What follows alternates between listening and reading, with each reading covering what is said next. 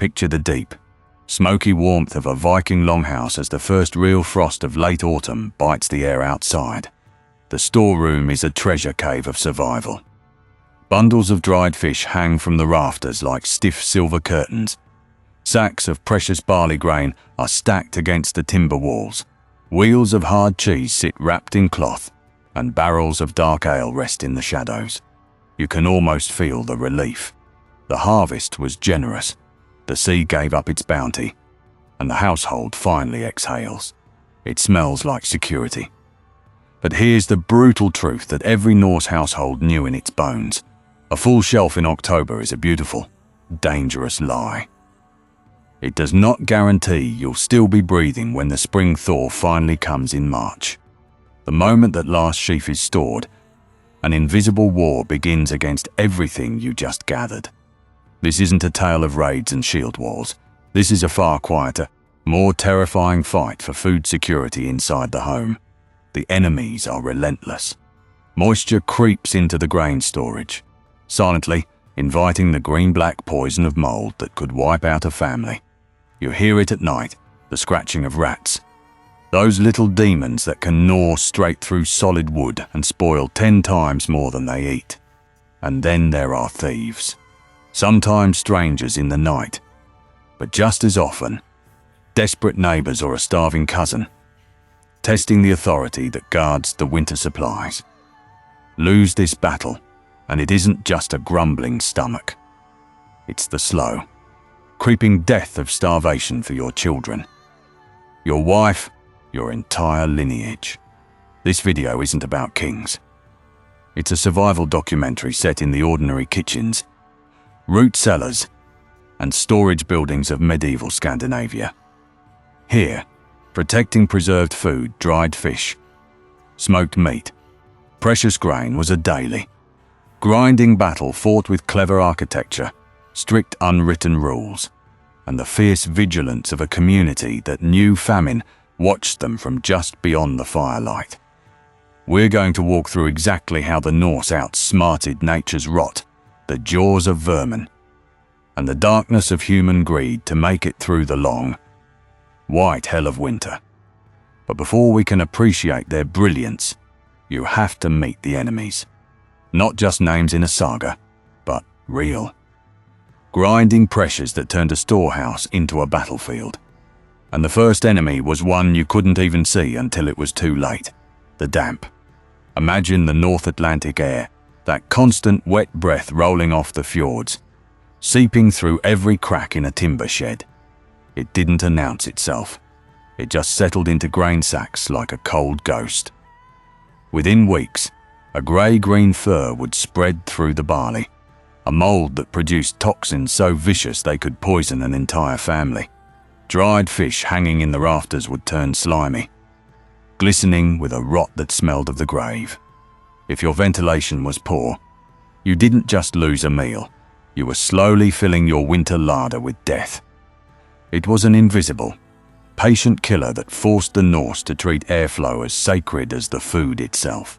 Then came the second wave, the teeth and the tiny, relentless appetites. Rats. A Viking coastal settlement was a magnet for them. They could smell a buried cache of dried cod from 30 paces, and their jaws could work through leather bags, through thin pine boards, even through packed earth given enough time. Mice followed, smaller but just as ruinous, able to flatten their bodies and slip through a knothole no wider than your thumb. And inside the sacks themselves, weevils and grain moths hatched from eggs already laid in the barley during harvest. You'd pull open a sealed barrel in February and find nothing but a fine brown dust, a writhing mass of larvae where your bread should have been. A single infested sack could condemn a household to watching their children grow hollow-eyed by March. But the rats and the damp needed an accomplice, and that brings us to the third enemy, poor containers. A cracked barrel bottom sitting on an earthen floor soaked up groundwater every day. An unsealed pot invited moisture and mice alike. Sacks piled directly on the dirt were an open invitation, a buffet spread for vermin, a sponge for rot. The Norse learned bitterly that a single split seam in a waxed linen bag was equivalent to opening the door and shouting for the pests to come in. In their world, a container wasn't just storage, it was a fortress wall. And if it failed, everything inside was already doomed. And hovering over all of it was fire. A storehouse packed with dry barley, oily fish, and resinous timber was a pyre waiting for a spark. A knocked-over tallow lamp, a stray ember from the longhouse hearth blown through an open door, and half a year's labour could be devoured in an hour. On a winter night, with the wind howling, you might watch your entire survival plan turn into a column of orange flame and black smoke, leaving nothing but ash and a hunger that would linger for months. Finally, there was the threat that lived in human hearts: theft. Not just raiders from across the sea, but a neighbour whose own stores had failed, a desperate servant, or a starving traveller who stumbled upon a remote storage hut. In the late lean months, a missing sack of smoked meat could mean the difference between making it to spring thaw or burying the last grandparent. These threats: the mould, the vermin, the faulty barrels, the fire, and the thief, weren't separate problems. They were a single, unforgiving equation. A small miscalculation in October became a death sentence in February. And that grim reality is exactly why the Viking household evolved storage systems of astonishing sophistication. And the first line of defense, the one you'd spot from 100 yards away, was the raised storehouse. In Norway they called it the stabber, and calling it a shed doesn't do it justice. This was a fortress for food. The entire structure sat perched on wooden pillars, thick, upright logs that lifted the building several feet off the ground. And here's the genius: each pillar was capped with a wide, flat stone that jutted out beyond the edges like a stone mushroom. Now, imagine a rat scrambling up the post, claws digging in, belly pressed tight, only to hit that overhanging slab. It can't grip it. It can't chew through it. The stone just stares back, smooth and indifferent. Mice, rats, voles all stopped dead before they even got close to your winter supplies. That image alone probably saved more families than a sharp axe ever could. But the stabber wasn't just about outsmarting rodents. Its location was a deliberate survival choice. You'd never find it attached to the longhouse, huddled against the warmth of the hearth. No. It stood apart, sometimes 30 or 40 paces away, surrounded by open air on all sides. Two reasons that could each mean the difference between living to spring and becoming a cautionary tale. First, fire.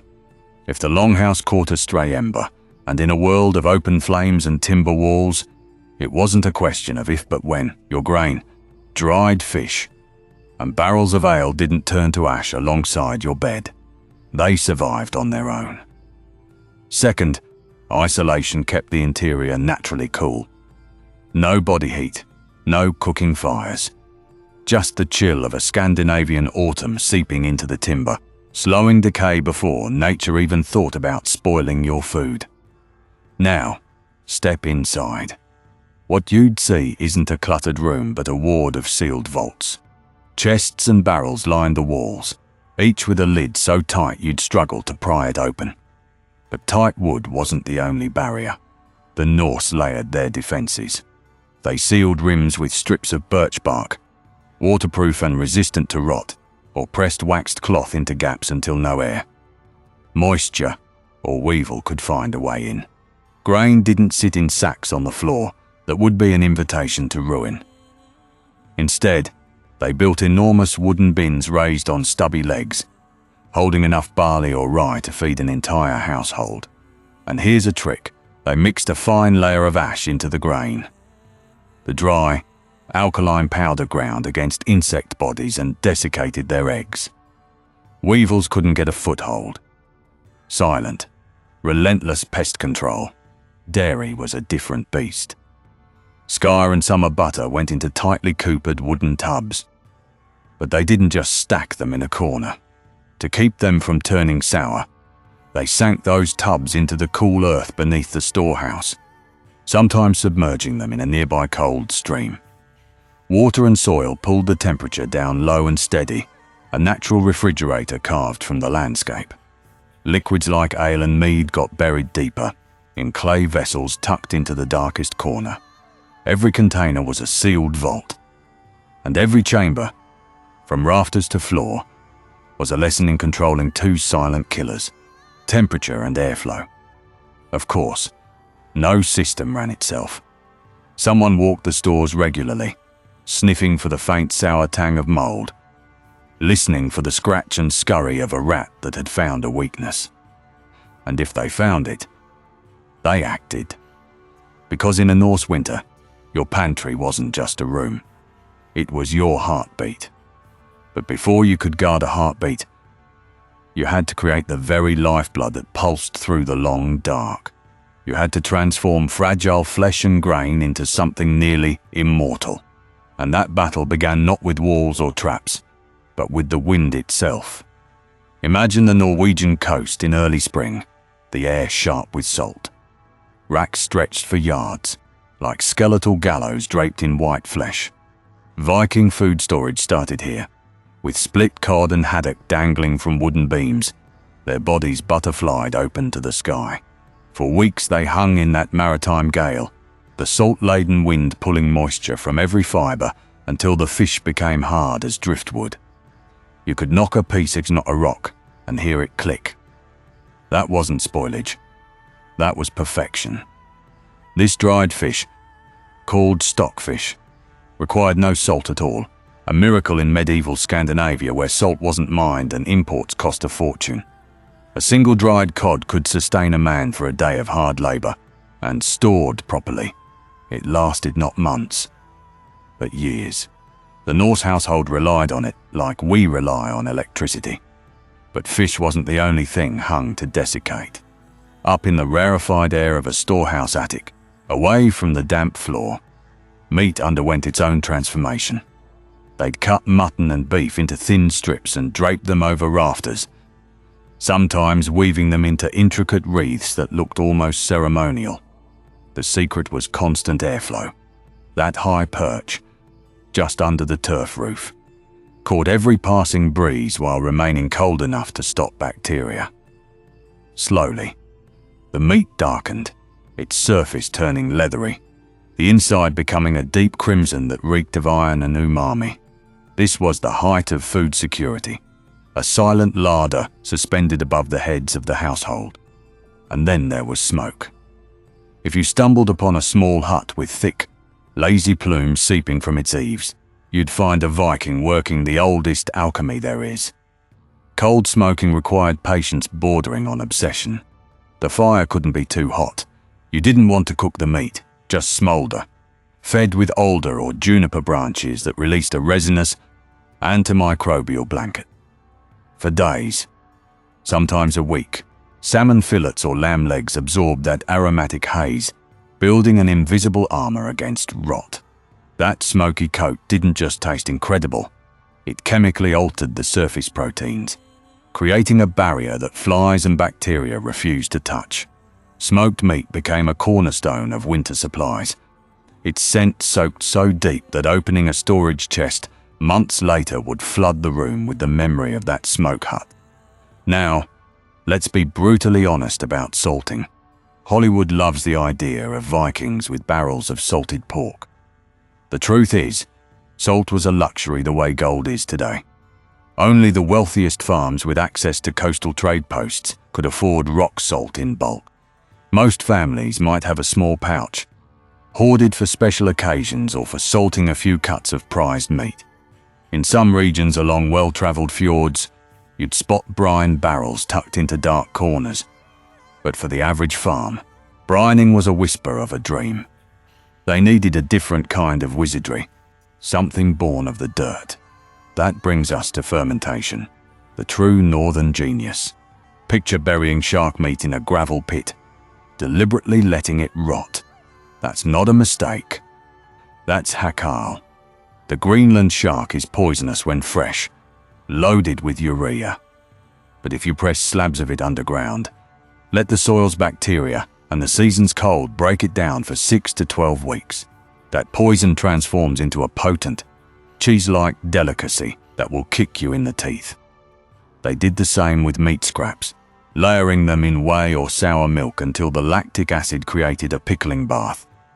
Skar, that thick Icelandic dairy product, start as a way to preserve milk without refrigeration. Its tangy bite a shield against spoilage. Fermentation wasn't just survival. It was a flavor profile sculpted by necessity. Cold itself was a tool they engineered. A hillside wasn't just scenery. Dig a root cellar into it, line the walls with flagstone, and you've got nature's refrigerator. Snow pits lined with clean straw could hold fragile perishables like berries or fresh cream well into the thaw. A spring house loft over running meltwater chilled earthenware pots to a temperature that halted decay. It was a refrigerator made of landscape. Grain protection demanded its own obsessive ritual.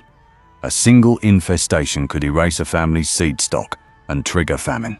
So they lightly charred barley and rye to form a bitter-tasting hull that rodents hated, while killing early mold spores.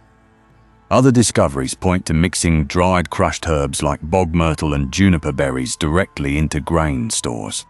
The strong volatile oils suffocated insect eggs and confused the noses of scavenging rats. Once treated, the grain went into airtight chests sealed with a paste of clay and animal hair, keeping humidity and thieves equally locked out. Those chests, heavy and scent-proof, represented the final line of medieval food security under the watch of household authority. If you find this journey into Viking survival wisdom fascinating, hit subscribe and ring the bell. Nolan here from Just Vikings brings you deep history every week. But that authority didn't just defend against rats and creeping mold. It guarded against something far more unpredictable: people. In the mind of a Norse householder, a full storehouse wasn't just a pantry. It was a treasure hoard, and every barrel of grain or string of dried fish was a coin that bought his family another week of life. So the keys to the storage buildings were never handed out casually. The master of the house wore them on his belt or hung them beside his bed. That ring of iron meant more than a weapon. It was the boundary between survival and ruin, and outsiders almost never crossed it. On larger farms, especially during those lean weeks when winter gnawed at every belly, the storehouse became a fortress. Trusted thralls or armed servants paced near the door at night, watching for movement in the dark. And they weren't just listening for the howl of wolves. The four-legged kind could be frightened off with fire, but the two-legged kind, that was a different terror. A desperate neighbor, a drifting outlaw, even a starving traveler who smelled smoked meat on the wind. Any of them might risk everything for a single sack of rye. Now think about how fragile trust was in a small settlement. Everyone knew whose lambs were born that spring, whose roof needed mending, whose children looked thinner than they should. If a family woke one morning to find their grain pit pried open and footprints veering off toward a familiar door, the damage was deeper than empty stomachs. That shattered the unspoken pact that held the community together through the frozen months. Nordic law codes from medieval Scandinavia took this crime seriously, gravely so. Stealing food wasn't a minor offense. It could trigger outlawry, a sentence that stripped a person of all legal protection and left them to die in the wild. Or it sparked a blood feud, one that could burn across generations. Because when you stole a barrel of dried cod in February, you weren't taking property. You were handing a death notice to an entire family. Yet the sagas don't ignore the agonizing grey areas. What happens when an honest man, a farmer nobody ever thought ill of, reaches a breaking point? Imagine him crouched in the snow, listening to his own children whimper from hunger, and then his eyes drift toward the neighbor's storeroom. He knows it's wrong. He knows the cost, but hunger can turn a good man into a ghost. The stories hint at these nightmare scenarios with a kind of grim sorrow. I can almost picture one, a farmer stepping outside after a fresh snowfall, seeing tracks leading from his burst storehouse to the threshold of a man he once called friend. No accusation yet, just the silent language of footprints. Soon enough, the settlement would gather. Not a mob, but a circle of stony faces, forced to judge an act that everyone understood, but no one could forgive. That's why a storehouse was built not just with thick timbers and powerful locks, but with a sacred weight that made even the hungriest think twice.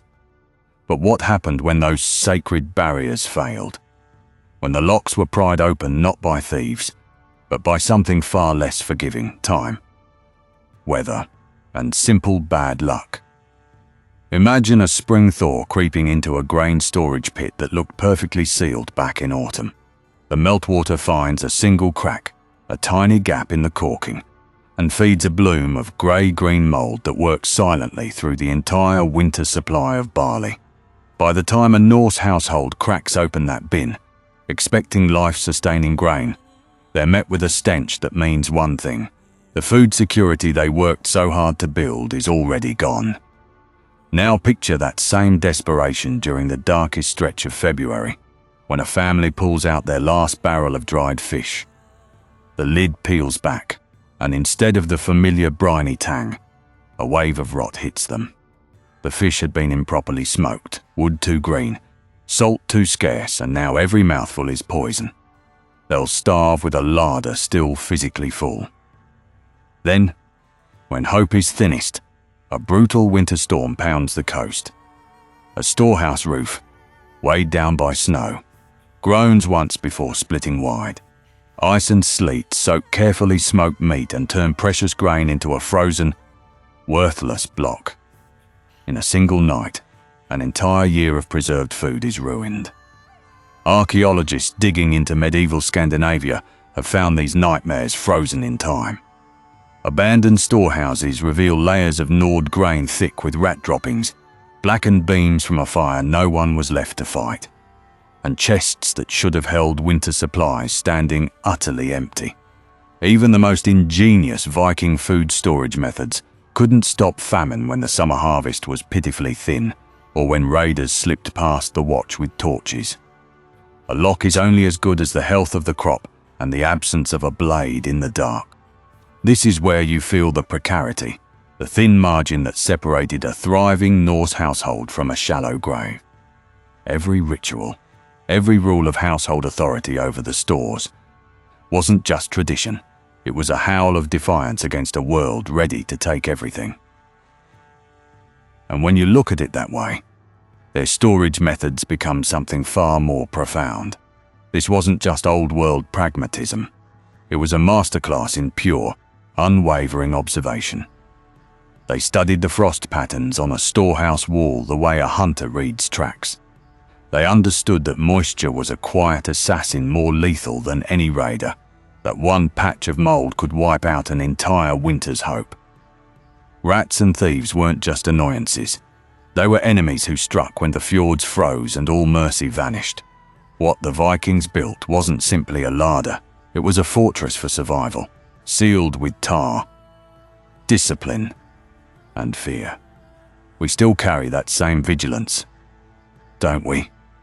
Every time you twist a jar lid tight until it pops, every glance at a faded expiration date before you dare to taste, every deadbolt you slide across the door at night. That's not just routine. It's an echo of their defiance, a tiny ritual that says, "I will not let the outside world poison what's mine." Think about that the next time you toss a shriveled apple or sniff a carton of milk. You're doing exactly what a Norse matriarch did in the longhouse shadows, standing guard over the thin line between life and starvation. So pause for a moment and imagine the weight of it. Every single spoonful of winter porridge represented countless hours of smoking fish, turning cheeses, and staring down hunger. The steam rising from that bowl was thick with effort and dread and relief. And with that in mind, I want you to ask yourself something genuinely primal. What would you be willing to guard with your life? Drop a comment below and tell me which Viking food you'd actually trust to keep you alive through a northern winter. Stinking fermented shark, rock-hard stockfish, or maybe a secret stash of honey. I read every one. This is Just Vikings. Stay curious and keep the fire burning.